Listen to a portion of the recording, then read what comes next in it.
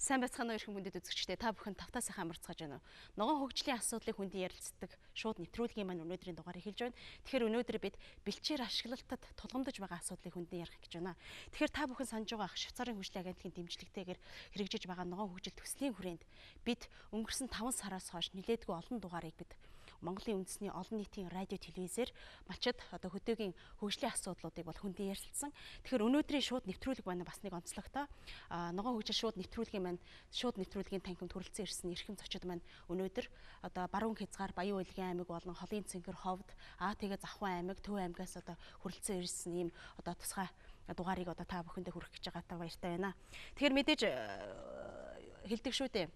Зарим их сурвалжууд маань ерөнхийдөө бэлчээрийн асуудал өнөөдөр бол нийт чухал боллоо. Ерөнхийдөө бэлчээр гэдэг маань өнөөдөр зөвхөн нэг мал малчтай холбоотой ойлголттой асуудлаас аль хэдийнэ хальж ерөнхийдөө нийгмийн тогтвортой хөгжлийн тулхтай юм одоо салшгүй холбоотой гэж тий.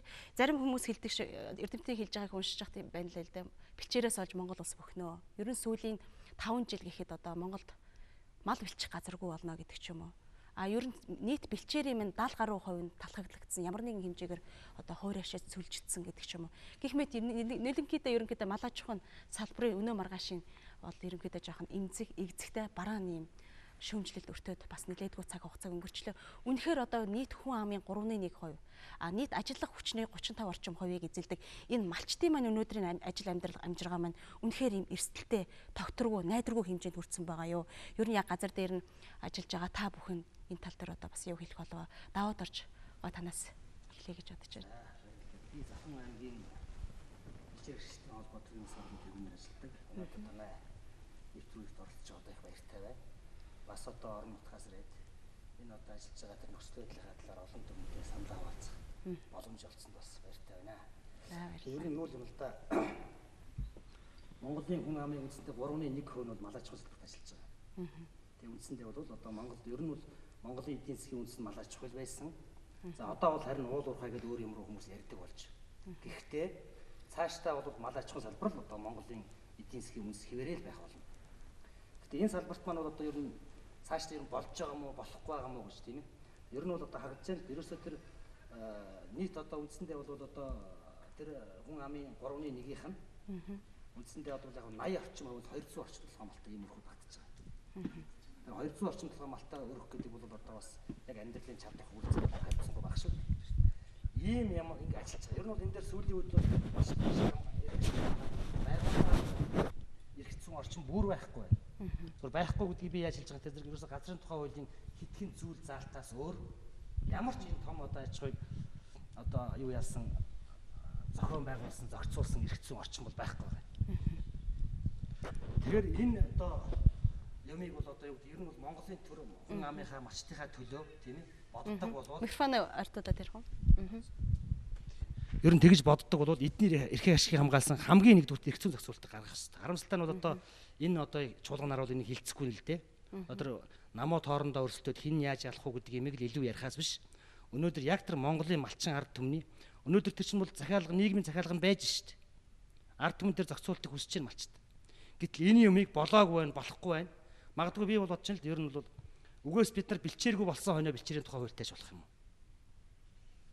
Цаг үеийн болсон ийм л чухал зүйл байж байгаа. Тэгээ энийг бол одоо Монголын төр засаг бодоосоо билээ. Ер нь бол Монголын одоо мал аж ахуйн салбар дээр ажиллаж байгаа малчтал бол бас бүгдийг бол заавал одоо тэр төр засгаас бол шаардахгүй. Тэр одоо бодиттой ажиллах болцоог нь олгоод тэр эрх зүйн орчныг бүрдүүлж өгөөд тэгээд тэр одоо ер нь яг зөвхөн Монголын төр засгийн газар сүүлийн үед бол малчтын талаар том бодлогод гарч байгаа. Сайшаалтай яг тэр Монгол мал хөтөлбөр байж байна тийм ээ. Гэх мэт ийм олон хөтөлбөрөө бол шууд малчинд нь тусгаар тэр одоо хэрэгжилтийг хангаж өгөх хэрэгтэй болж байгаа байхгүй юу? Ийм юм дээр их алдаа байна. Ер нь бол бүхэг байна. За. Маш тийм байна. За уучлаарай дахиж ярих боломж олдох бах. Отхон Баяргаа Ховд аймгаас ирсэн. За би Ховд аймгийн бэлчээр ашиглагчтай болгоны нэргэн Отхон Баяр байна.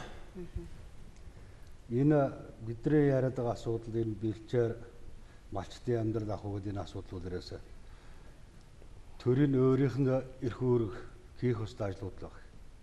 Энийг одоо бид нар нэг сайн дураараа ч юм уу энэ тентхэн шахалтаар хийх гээд тэнд ажиллаад зүтгээд зүдрээд яваад байгаа асуудал биш. Төр үүргээ биелүүлж чадахгүй тэр малчтын эрх ашиг хөндөгдөд бэлчээрийн даацуу багсаад талхлаглаад бэлчээрийн гөрөлцөө муудаад дээрээс нь цөлжөөд ингээ яваад ахаар Энэ хажуунаас нь одоо орж одоо малчтын төлөө дүүрч малчтын байгууллагыг одоо орон нутгууд бий болгож тэрний төлөө ажиллахаас аргагүй байдал хүрээд л. Малчтыг анхаардаг, сонсдог, малчтын талаар уулздаг төрийн бодлого гэж өнөөдөр үнэхээр дутагдаж байна. Тэгээд энд малчид өөрсдөө зогтсон болоод одоо ерөөсөө хууль эрх зүйн орчин бүрдэг учраас энэгээ одоо яаж одоо цаашаа мал аж ахуйн ямар байх юм. Тэр малчтын үед үнэхээр бүрхэг асуудал. Уг нь бол өөрөө энэ мал аж ахуй гэдэг чинь Монголыг хэдэн зуун жил тэжээгээд хэлэхэд хэдэн мянган жил аваад ирсэн ийм салбар байж байгаа. Энэ салбарынхаа хөгжлийн төлөө одоо төрийнхэн бодлого үнэхээр урагшаа гიშг байсан. Өнөөдөр одоо ямар байдалтай үйл харахаар нэг хоёр сумын засаг дарга ч юм уу нэг төр захиргааны байгууллагын нөхдүүд хоорондоо зүгээр хэлэлцээр хийх замаар асуудлыг зохицуулаад явж байна. Хоёр малч нь одоо хаяа багтахаараа буугаад хазаар багтахаараа идэлцээд ингээд амьдраа явж байна. Энэ одоо байдлаар цаашдаа явах боломжгүй боллоо. Дав жалгын нэг тараа явцсан малчид урд нь бол нэгдэл байж хат бол бас асуудлаа зохицуулж болоод ирсэн. Өнөөдөр тийм систем задраад үнсэн. Шинээр байгуулах гээд ингээд явж байхад аль ч талаас одоо дэмжлэггүй ч гэдэг юм уу ийм байдлаар хэдэн малчтай өдөр бас зүтгэж байна. Энэ гарцсан нь бол одоо ерөөсөй байж байна.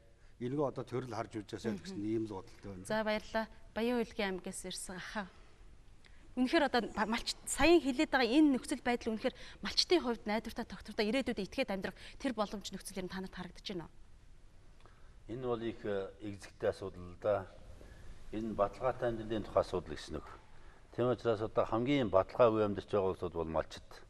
Яагаад гэвэл малчдын одоо хамгийн идэвхтэй эргэлтийн хөрөнгө тэгээд бас одоо үйлдвэрлэлийнх нь хэрэгсэл нэг талаар бүр үйлдвэрлэл гэж авчиж болно. Энэ нь бол одоо мал байдаг. Тэгвэл одоо энэ хөрөнгө бол өнөөдөр ямар ч баталгаагүй болсон байна. Тэгэхээр энийг баталгаатай болгож болох уу? Малчдыг бол баталгаатай амьдруулж болох уугүй юу? Энэ асуудлыг хэн шийдэх ёстой юм бэ? Төр шийдэх ёстой юм уу? Эсвэл одоо малчид төрснийхөө хувь заяаны төлөө тэмцэх ёстой юм уу? Тэмцвэл яаж тэмцэх ёстой юм? Энэ бүх асуудал бол өнөөдөр өнөхөр одоо нийгэмд дэвшигдэн гарсан хурц асуудлууд. За баярлалаа. Тэгэхээр энийг бол шийдэх ёстой асуудал. За нэвтрүүлгийн дундуур бид нэр сая ярьсан зүйлүүдийг нэлээд жоохон тодруулж ярих учраас оюун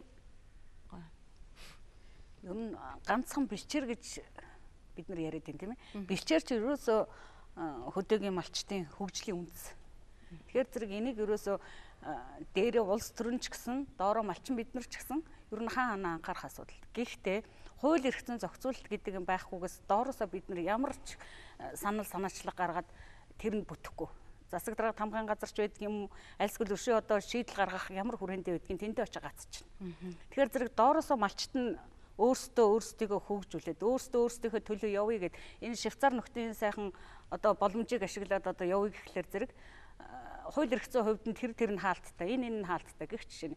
Жишээ нь хэд би одоо энэ улсуудыг нэг давтаж олон юм яриад явах тийм ээ. Өөрсдөө тохиолддог ганц зовлон манай сумын хүнд гэхлээр зэрэг отрын асуудал хамгийн хүн дээр тавигддаг. За энэ дээр нь засаг дарга тамгын газартайгаа одоо хамтраад малчт нь өөрсдөө аяндаа тэр засаг дарга тамгын газар руугаа шаардаад эхэлж байна. Нөгөө бэлчээрээ чинь хин дуртаа нь орж ирээ, хин дуртаа нь орж гараад хязгаарч хамаагүй байнгын байж идэг. Тэгжэл тэр орон нутагт чинь байгаа нөгөө цөөхөн малтай хол юу нүгөө явчих тэр өөрсдийнхөө амжиргааны их уср болсон тэрний хөдөлөө тэмцэж чадахгүй тийм хүмүүс нь тэнд тохироод байгаа байхгүй. Тэр зэрэг тэрийг өөрийнхөө эрх мэдлийн хэмжээнд засаг дарга тамгын газар руугаа за энэ асуудлыг шийдээч гэдэг. Энэ харин сүүлийн үед манай дээр харин отрын бүс нутаг аймаг дундын отрын бүс нутаг гэж гаргаж өгч энэгээр харин дээрээс бас зохицуулагдах тийм шатанда орж ийн. Гэхдээ энэ нь болохоор зэрэг зүгээр дээрээс алавдаад байгаа болохоос биш яг тэр малчтын хүрээнд нь ингэж зохицуулах система гэдэг нь бүрхэг.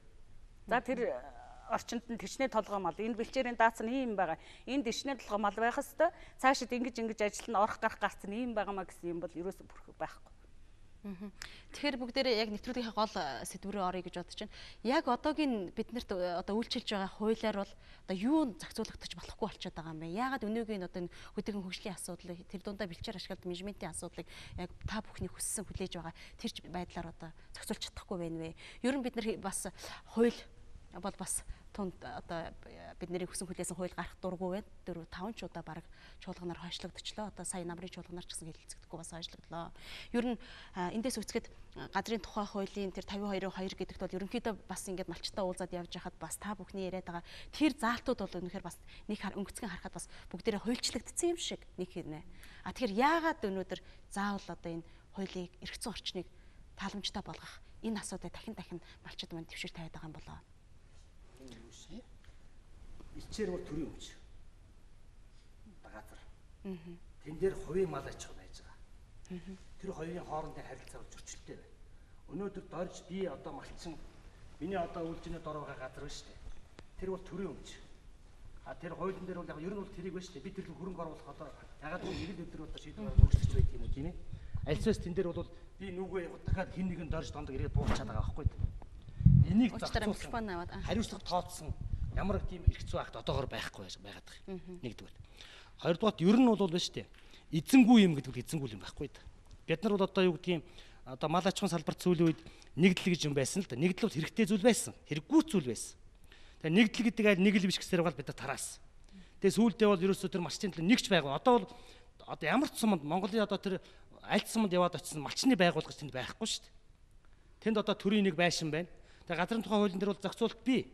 Жишээ нь одоо юу гэдэг 52-2 дээр бол тэр хавар намрын бэлчээрийг бол юу гэдгийг одоо хавар намар байгаа. Тэгээ засаг дарга одоо эзэмшүүлж болно хэсэг бүлэгтээ ингэ бичсэн байна. Гэлтэр бол хэрэгжүүлдэг. Тэгээ одоо яадгийн тэр одоо ерөөсөө одоо эзэн оронгүй хин дуртай нь одоо буугаад тийм ээ түрүүн хүн ярьж шүү дээ. Нөгөө аяа багтахаараа бууж хазаар багтахаараа идэнэ гэдэг зарчмаар л явж байгаа. Тэр нь устгнаа л гэсэн үг ерөөсөө бэлчээрийг. Бэлчээргүй бол мал яаж байх юм бэ? Малчин яаж байх юм бэ?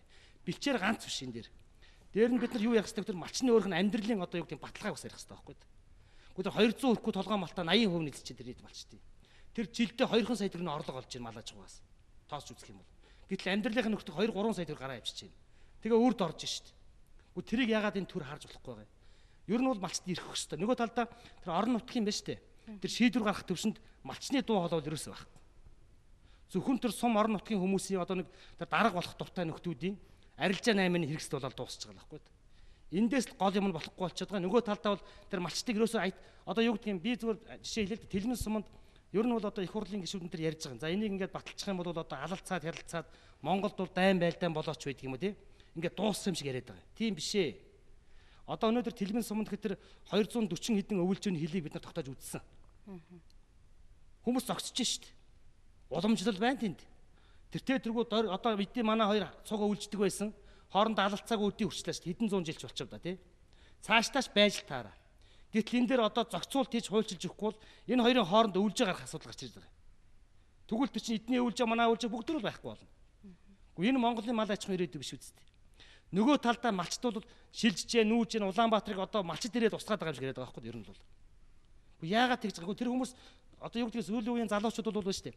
Тэр болгон бол мал аж ахуйн салбар дээр чин зүрх сэтгэлээс амьдраад ажиллаад явъя гэдэг зүрх сэтгэлтэй хүн ховор. Яагаад вэ? Тэд нар бол тэр суурин лөө тэмүүлж байна. Тэр олон сайхан ямиг үзхийг хүсэж байна. Тэр одоо хүмүүс яаж амьдарч байна тэр байшин одоо юу гэдгийг орд харшинд орохыг хүсэж байна. Тэр бүгдийг малчд хүсэж байна. Гэтэл бид нар тэр орон нутгад нь тийм нөхцөл байдлыг бий болгож чадахгүй л байгаа шүү дээ.